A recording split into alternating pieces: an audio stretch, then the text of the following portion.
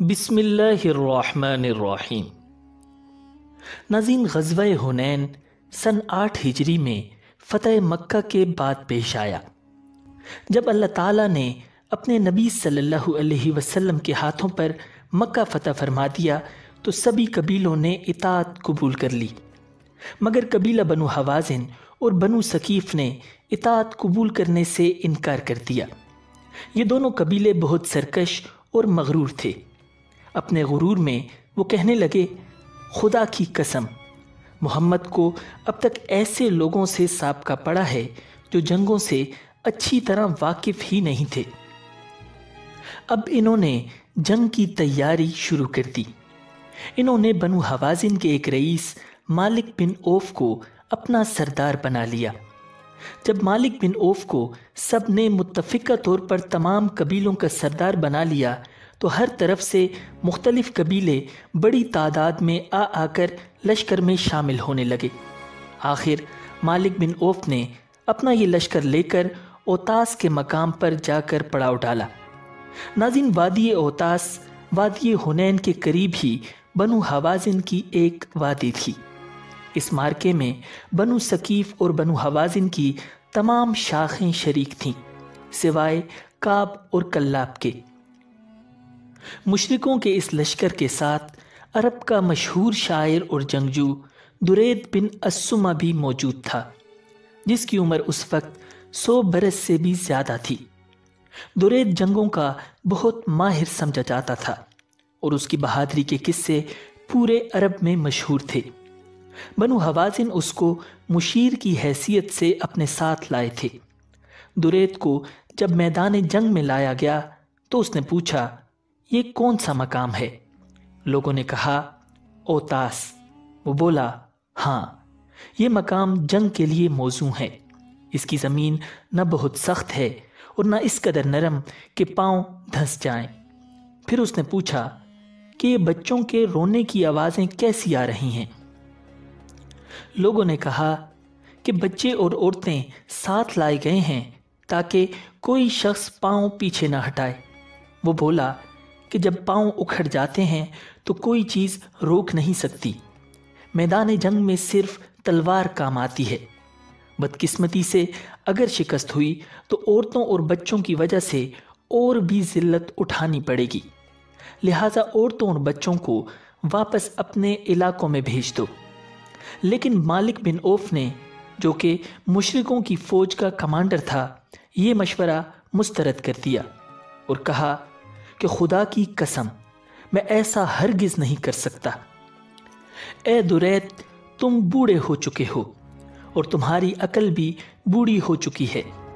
اے بنی حوازن، کیا تم میری اطاعت کرتے ہو؟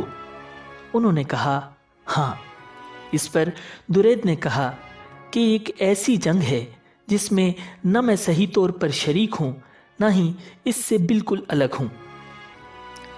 ناظرین، ادھر جب نبی اکرم صلی اللہ علیہ وسلم کو خبریں ملیں کہ بنی حوازن نے ایک بڑا لشکر جمع کر لیا ہے تو آپ صلی اللہ علیہ وسلم نے اپنے ایک صحابی حضرت عبداللہ بن ابی حدرد رضی اللہ تعالی عنہ کو ان کی جاسوسی کے لیے روانہ کیا اور رخصت کرتے ہوئے ان سے ارشاد فرمایا، ان کے لشکر میں شامل ہو جانا اور سننا کہ وہ کیا فیصلے کر رہے ہیں۔ چنانچہ وہ بنی حوازن کے لشکر میں شامل ہو گئے، ان کی باتیں سنتے رہے، پھر واپس آ کر نبی اکرم صلی اللہ علیہ وسلم کو ساری تفصیلات سنائیں۔ قبیلہ بنی حوازن والے اپنے ساتھ اپنی عورتیں، بچے اور مال و دولت بھی لے آئے تھے۔ جب نبی اکرم صلی اللہ علیہ وسلم کو یہ اطلاع ملی تو مسکرانے لگے اور ارشاد فرمایا، انشاءاللہ کل یہ سب کچھ مسلمانوں کے لیے مال غنیمت بنے گا۔ ناظرین، آپ صلی اللہ علیہ وسلم بنی حوازن سے مقابلے کے لیے 5 شوال سن 8 ہجری کو 12,000 کا لشکر لے کر روانہ ہوئے۔ ان میں 2,000 نوجوان مکہ معظمہ اور گرد و نواح کے تھے، جن میں سے اکثریت نو مسلموں کی تھی۔ باقی 10,000 وہ صحابہ تھے جو آپ صلی اللہ علیہ وسلم کے ساتھ آئے تھے اور جن کے ہاتھ پر اللہ تعالیٰ نے مکہ فتح کرایا تھا۔ नाज़रीन, हुनैन जाते हुए लोगों ने बेर का एक बड़ा सा हरा दरख्त देखा जिसको ज़ाते अनवात कहा जाता था।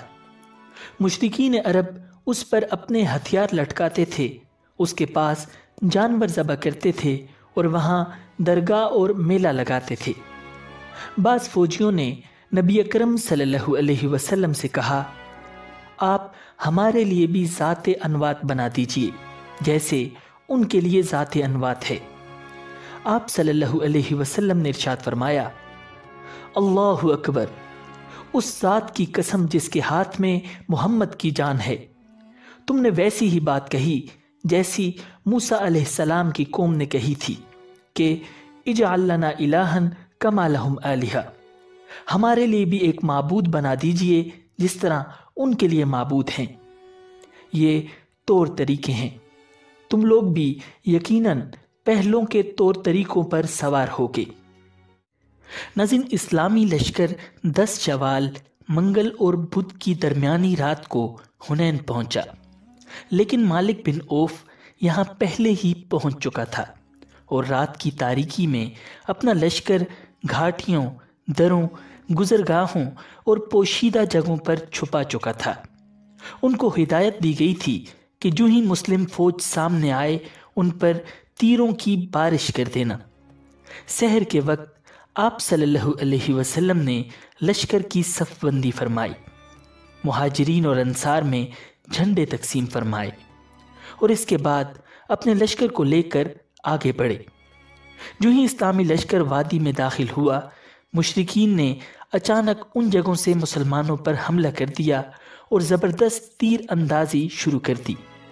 नाज़रीन, ये लोग थे भी बहुत माहिर तीर अंदाज, उनका निशाना बहुत ही पुख्ता था।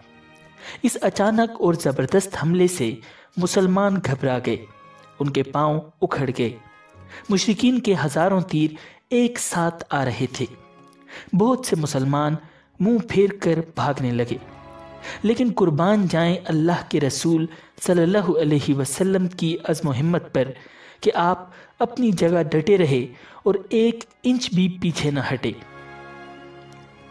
नाज़रीन, मुसलमानों के लश्कर में उस रोज़ दरअसल मक्का के कुछ मुशरिक भी चले आए थे। ये माले गनीमत के लालच में आए थे। जब ज़बरदस्त तीर अंदाजी हुई तो ये एक दूसरे को कहने लगे, भाई मौका है मैदान से भाग निकलने का, इस तरह मुसलमानों के हौसले पस्त हो जाएंगे। इसके साथ ही वो यकदम भाग खड़े हुए। उन्हें भागते देखकर बाज़ ऐसे मुसलमान जिन्होंने फ़तेह मक्का के मौके पर इस्लाम कबूल किया था, ये समझे कि उनके साथ ही मुसलमान भाग रहे हैं। उन पर घबराहट तारी हो गई, वो भी भागने लगे। इस तरह एक दूसरे को भागता देखकर सब परेशान हो गए, लिहाजा बाकियों के भी पांव उखड़ गए। आप सल्लल्लाहु अलैहि वसल्लम के आसपास सिर्फ चंद सहाबा रह गए। उनमें हज़रत अबू बकर, हज़रत उमर, हज़रत अली, हज़रत अब्बास, उनके बेटे हज़रत फजल, रबिया बिन हारिस और आप सल्लल्लाहु अलैहि वसल्लम के चचाजाद भाई अबू सुफियान बिन हारिस रज़ियल्लाहु ताला अन्हुम शामिल थे। इनके अलावा 90 के करीब और सहाबा इकराम थे। गोया आप सल्लल्लाहु अलैहि वसल्लम के आसपास सिर्फ 100 के करीब सहाबा रह गए थे और ऊपर से तीरों की बारिश हो रही थी। आप सल्लल्लाहु अलैहि वसल्लम ने दाएं जानिब देखा और पुकारा, या माशरल अंसार। आगे से जवाब आया, अल्लाह के रसूल, हम हाजिर हैं। फिर आपने बाएं जानिब मुड़कर पुकारा, फिर वही आवाज़ आई। अब आप सवारी से उतर पड़े और जलाले नबूवत के अंदाज में फरमाया, अनन नबिय्यु ला कज़िब, अना इब्नु अब्दिल मुत्तलिब। मैं पैगंबर हूँ, ये झूठ नहीं है, मैं अब्दुल मुत्तलिब का बेटा हूँ। इसके साथ ही आप सल्लल्लाहु अलैहि वसल्लम ने हज़रत अब्बास रज़ियल्लाहु ताला अन्हु से इरशाद फरमाया, अब्बास, लोगों को पुकारो। उन्होंने बुलंद आवाज़ से नारा मारा, या माशरल अंसार, ए गिरोहे अंसार, या अस्हाब शजरा, ए बैते रिजवान वालो। ناظرین، یہ آواز سنتے ہی تمام فوج یکدم پلٹ پڑی۔ جن کے گھوڑے کشمکش اور گھمسان کی وجہ سے مڑ نہ سکے، انہوں نے زرہیں پھینک دی اور گھوڑوں سے کود پڑے۔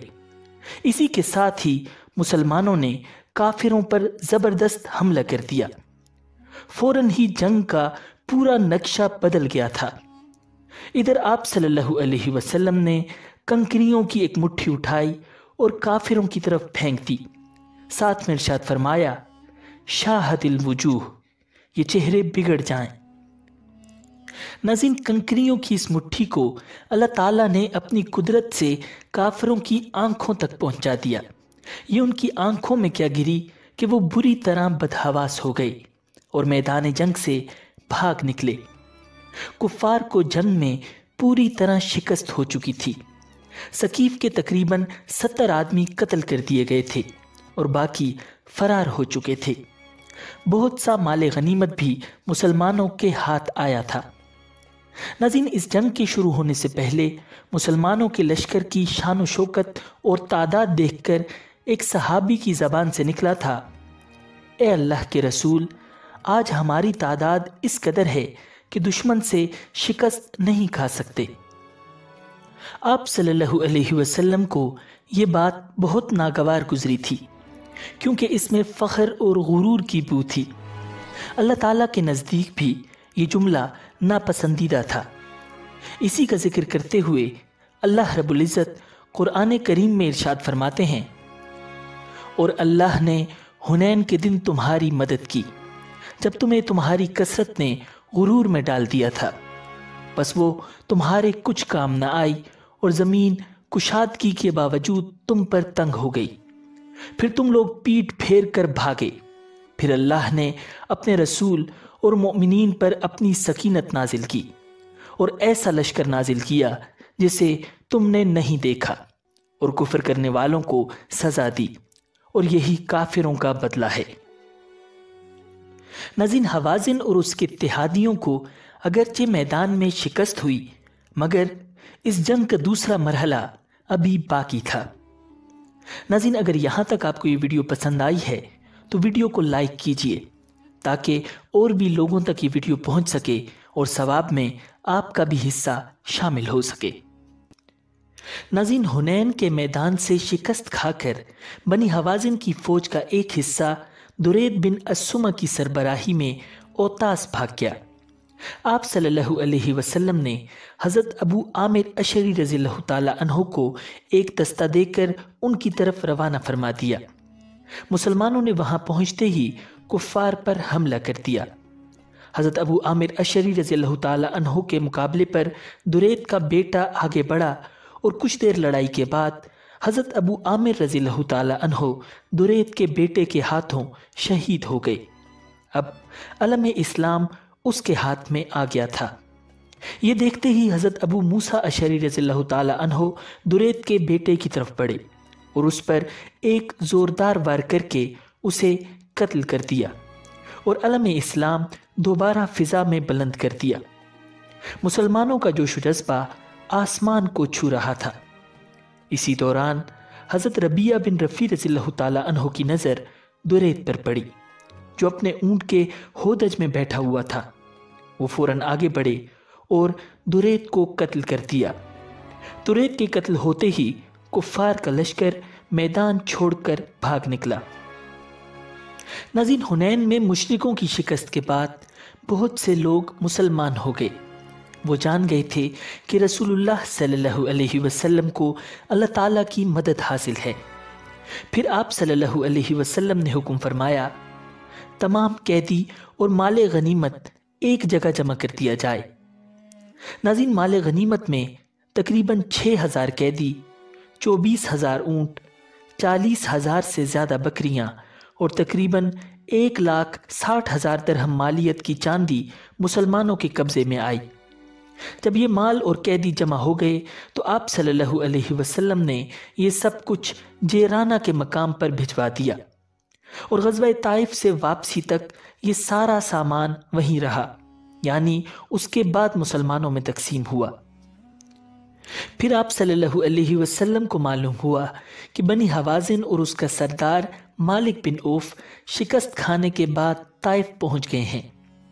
طائف اس وقت بھی ایک بڑا شہر تھا اور اس کے ارد گرد پناہ کے طور پر چار دیواری تھی۔ ناظرین، پورے عرب میں یہ محفوظ ترین قلعہ بندی تھی اور پہاڑ پر ہونے کی وجہ سے اس پر حملہ کرنا کافی مشکل تھا۔ اس کی وجہ یہ تھی کہ اوپر بیٹھے تیر انداز آسانی سے مسلمانوں پر حملہ کر سکتے تھے۔ آپ صلی اللہ علیہ وسلم کو اس غزوے کی مشکلات کا اندازہ تھا، لہٰذا آپ صلی اللہ علیہ وسلم نے غزوہ حنین سے پہلے ہی حضرت عروہ بن مسعود رضی اللہ تعالی عنہ اور بعض دوسرے صحابہ کرام کو جدید جنگی آلات جیسا کہ منجنیق اور دبابے وغیرہ حاصل کرنے کے لیے یمن کی بستی جرش بھیج دیا۔ ابھی تک وہ لوگ واپس نہیں پہنچے تھے۔ طائف پر حملے سے پہلے ان کا انتظار کیا جا رہا تھا، مگر دشمن کو زیادہ وقت دینا مناسب نہیں تھا، لہٰذا آپ صلی اللہ علیہ وسلم نے اسی ماہ شوال سن 8 ہجری میں طائف پر حملے کا ارادہ فرمایا۔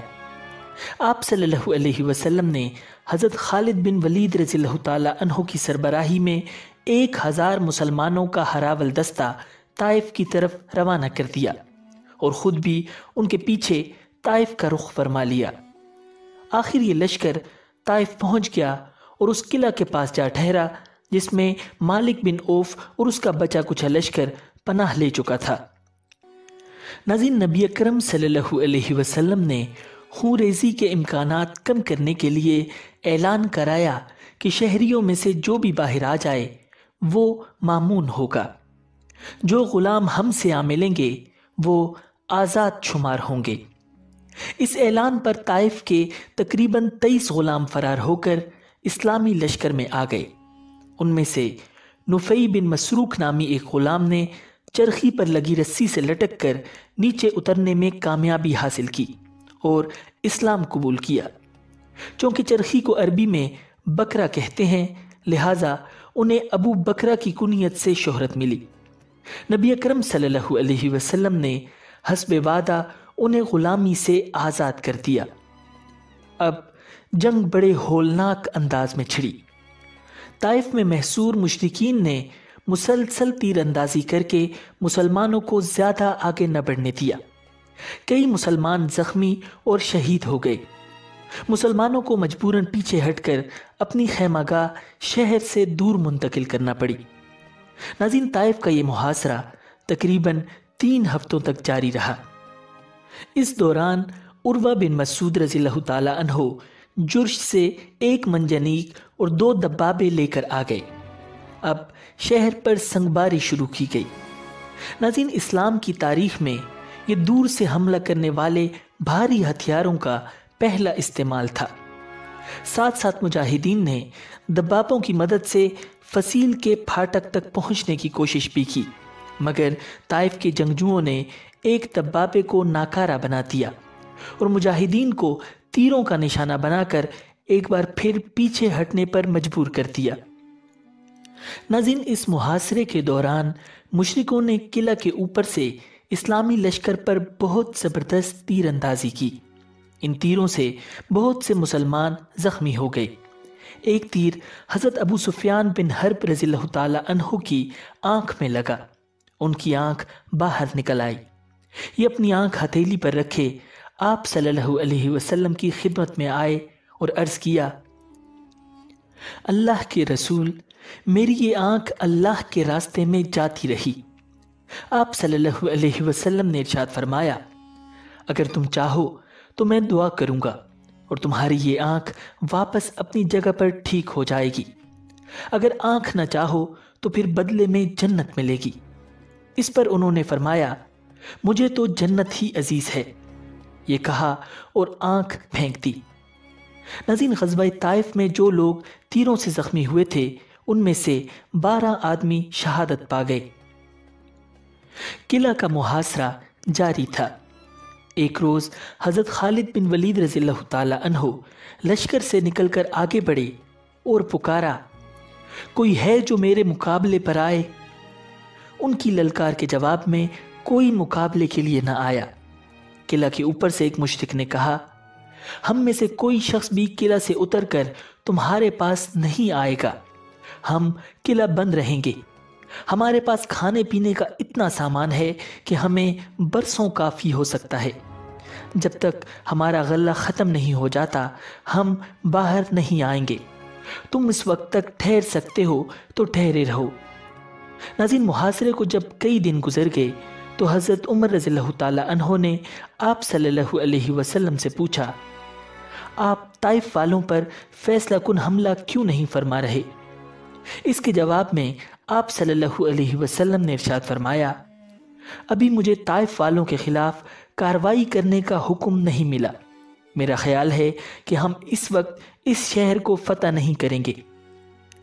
آخر جب اللہ تعالیٰ کی طرف سے حکم نہ ملا تو حضور صلی اللہ علیہ وسلم نے واپسی کا حکم فرما دیا۔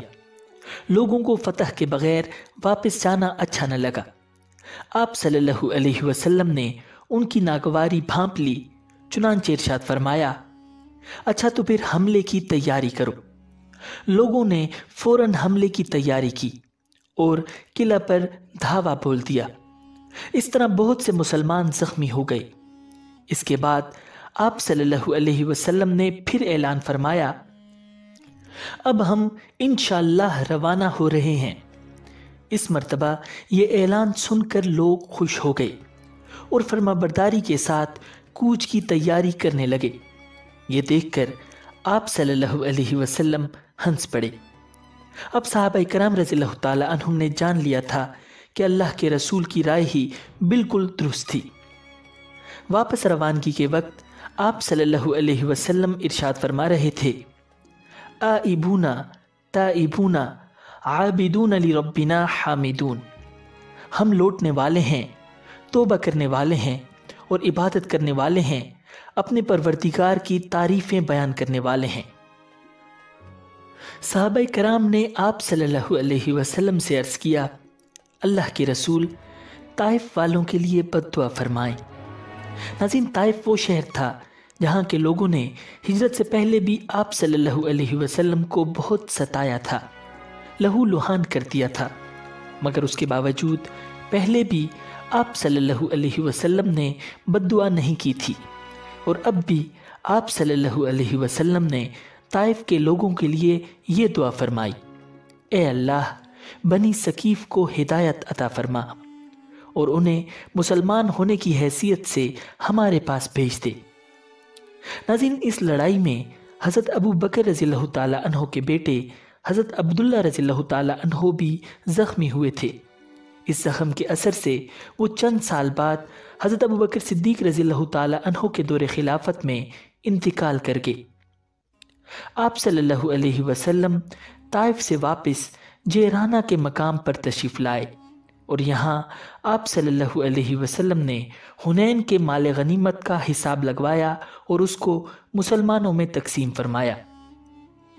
ناظرین، اس مہم کا میدان اسی علاقے میں تھا جہاں آپ صلی اللہ علیہ وسلم نے اپنے بچپن کا زمانہ گزارا تھا۔ دائی حلیمہ سعدیہ رضی اللہ تعالی عنہ کے قبیلے بنو سعد نے بھی اس لڑائی میں بنو حوازن کا ساتھ دیا تھا اور اب ان کی عورتیں اور مرد قیدی بن چکے تھے۔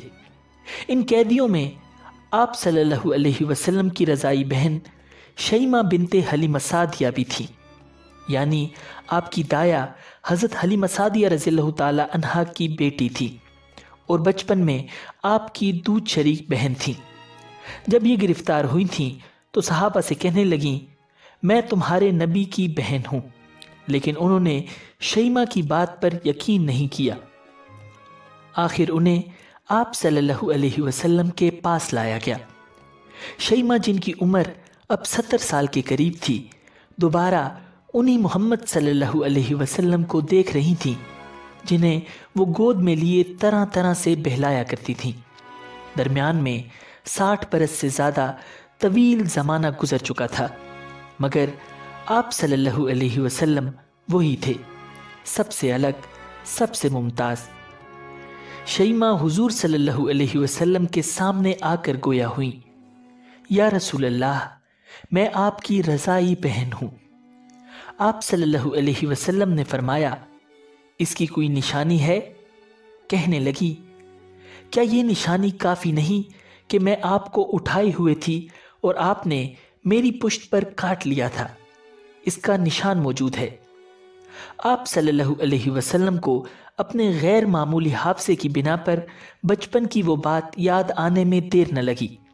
آپ صلی اللہ علیہ وسلم نے ان کے اعزاز میں اپنی چادر مبارک بچھا کر انہیں اپنے پاس بٹھا لیا اور فرمایا، آپ چاہیں تو میرے ساتھ ہی رہیں۔ انہوں نے اپنی قوم کے ساتھ واپس جانا پسند کیا اور آپ صلی اللہ علیہ وسلم نے انہیں ایک غلام اور ایک باندی ہدیے میں دے کر بڑی عزت کے ساتھ رخصت فرمایا۔ ناظرین، جیرانہ ہی کے مقام پر بنو حوازن کا ایک وفد آپ صلی اللہ علیہ وسلم کی خدمت میں حاضر ہوا۔ اس دوران ایک عمر رسیدہ دیہاتی خاتون آتی دکھائی دیں۔ آپ صلی اللہ علیہ وسلم نے کھڑے ہو کر ان کا استقبال کیا، اپنی چادر مبارک بچھائی اور انہیں ساتھ بٹھا کر نہایت ادب کے ساتھ ان سے گفتگو فرمانے لگے۔ صحابہ نے اتنی عزت افزائی دیکھ کر پوچھا، یا رسول اللہ، یہ محترمہ کون ہیں؟ آپ صلی اللہ علیہ وسلم نے ارشاد فرمایا، یہ میری رضائی والدہ حلیمہ سعدیہ ہیں۔ ناظرین، بنو حوازن کے اس وفد نے اسلام قبول کرنے کی خواہی ظاہر کی۔ ان کے 6000 قیدی، جن میں عورتیں اور بچے بھی تھے، مسلمانوں کی تحویل میں تھے۔ وفد کے ایک رکن ابو برکان نے، جو کہ رسول اللہ صلی اللہ علیہ وسلم کے رضائی چچا تھے، درخواست کی کہ انہیں آزاد کر دیا جائے۔ آپ صلی اللہ علیہ وسلم نے ان لوگوں کے اسلام قبول کرنے اور اپنے رضائی رشتوں کے اکرام میں صحابہ سے مشورہ کر کے تمام قیدیوں کو آزاد فرما دیا۔ مال غنیمت میں زیادہ تر بھیڑ بکریاں تھیں جو کہ مجاہدین میں تقسیم کر دی گئیں۔ آپ صلی اللہ علیہ وسلم نے اس میں سے بڑا حصہ ان لوگوں کو دیا جو اسلام کی طرف راغب ہو رہے تھے مگر ابھی کلمہ نہیں پڑا تھا۔ انہیں مؤلفۃ القلوب کہا جاتا تھا، یعنی وہ لوگ جن کی دلداری کی جائے۔ ناظرین، امید ہے کہ آپ کو یہ ویڈیو پسند آئی ہوگی۔ ملتے ہیں بہت جلد ایک نئی ویڈیو کے ساتھ۔ اللہ نگہبان۔